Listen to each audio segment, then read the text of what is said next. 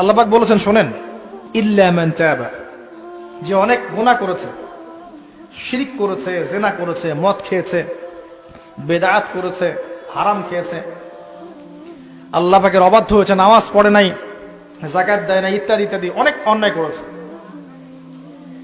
একদিন তওবা করে ফিরে এসেছে। আল্লাহ পাক বলছেন ইল্লা মান তাবা, যে ব্যক্তি তওবা করে ফিরে আসলো, ওয়া আমানা, এবং ঈমান নিয়ে আসলো, ওয়া আমিলা আমালান সালিহান, এবং এখন থেকে সতামল করা শুরু করলো, হোক সে নারী বা পুরুষ, যে কেউ, যে কোনো বয়সের, যে কোনো বর্ণের, যে কোনো ভাষার, যে কোনো দেশের, এগুলো কিচ্ছু যায় আসে না আল্লাহ পাকের। ইন্নাল্লাহা লা ইয়ানজুরু ইলা আজসামিকুম ওয়ালা ইলা সুওয়ারিকুম ওয়ালাকিন ইয়ানজুরু ইলা কুলুবিকুম ওয়া আমালিকুম।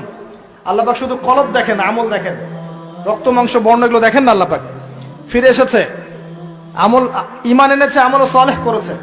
আল্লাহ পাক বলছে উলাইকা, এরাই তারা, ইউবাদদিলুল্লাহু সাইয়্যাতিহিম হাসানাত, এরাই সেই ব্যক্তি